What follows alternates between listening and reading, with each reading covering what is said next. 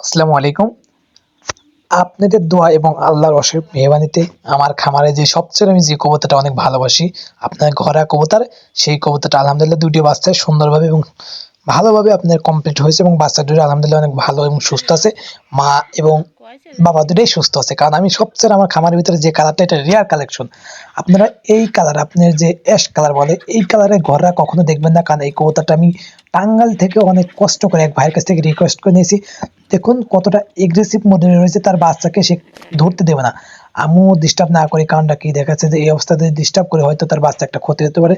তো আপনাদের দোয়ায় ইনশাল্লাহ আমার খামারে প্রত্যেকটি কবুতরই ডিম দিচ্ছে এবং দেখুন এটাও ডিম দিচ্ছে এবং নিচে ডিম দিচ্ছে। ভাই আমার এখন খুবই ভালো লাগছে। একটা খামারের কাছে কখন ভালো লাগে আপনি জানেন? যখন তার খামারে প্রপারলি যার প্ল্যানিং সেই অনুসারে যদি সবকিছু হয় তাহলে আলহামদুলিল্লাহ সবার কাছে ভালো লাগে।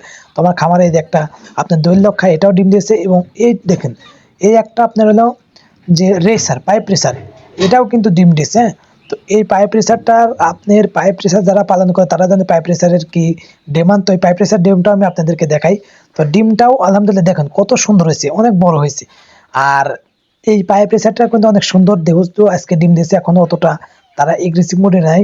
তো ইনশাল্লাহ তার ডিমটা ২ দিন পরে তার ডিমটাও জমবে, কারণ এর আগে এই পাইপ রেসারে অনেক বাচ্চা হয়েছে এবং পাইপ রেসার ব্রিডিং কমপ্লিট করে আমার খামারে নিয়ে আসা হয়েছে। তো যারা আমার এই কবুতরের ভিডিওগুলো দেখেন অবশ্যই কবুতরকে ভিটামিন যুক্ত খাবার খাওয়াবেন, তাহলে দেখবেন যে আপনার কবুতরগুলো ডিম বাচ্চা ভালো দেবে। আমার খামারে কিন্তু বর্তমানে অনেক অনেক কবুতর আছে ডিম দিয়েছে, হ্যাঁ। তো যারা আমার কবুতরগুলোকে ভালোবাসেন অবশ্যই লাইক কমেন্ট করবেন, আর যারা কবুতর প্রেমী আছেন অবশ্যই তাদের জন্য আমার আপনার যে দোয়া রইল। কারণ একটা কবুতর প্রেমী বোঝে যে কবুতরগুলোকে কত কষ্ট লালন পালন করে যখন বাচ্চা হয় তখন তার কাছে কত আনন্দ লাগে। ভাই বেশিরভাগ কবুতর প্রেমীরাই কিন্তু কবুতরের আপনার ব্যবসায়িক উদ্দেশ্যে পালন করে না, তারা কবুতরকে পালন করে এবং শৌখিনী। এবং আমার নিচে একটা দেখুন আপনার প্রত্যেকটি খোপে আপনার ডিম নিয়ে বাচ্চাগুলো রয়েছে, প্রতিটি খোপেই। এই দেখুন নিচেরটাও আপনার শার্টিং রয়েছে, ওই শার্টে আপনার রেসার রয়েছে, প্রত্যেকটি খোপে আমার ৮ জোড়া ৯ জোড়া কবুতর আছে আলহামদুলিল্লাহ আপনাদের দোয়ায়। ইনশাল্লাহ সামনের থেকে তার ২-৩ মাস পরে আমার এই কবুতর ৩০-১৫-২৫ জোড়া হয়ে যাবে, আশা করা যাচ্ছে। তো আমি এখান থেকে কোনো কবুতরের আশা আছে, একটা প্ল্যান আছে যে যদি আল্লাহ ভালো ভালো রাখে আমি আপাতত তেমন কোনো যদি বিপদে না পড়ি তাহলে আমি কোনো কবুতর বিক্রি করার নিয়ত নেই।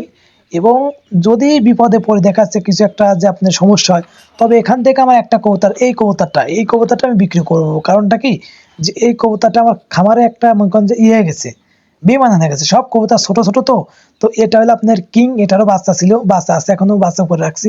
তো বিক্রি করার জন্য এটা আমি আলাদা করছি।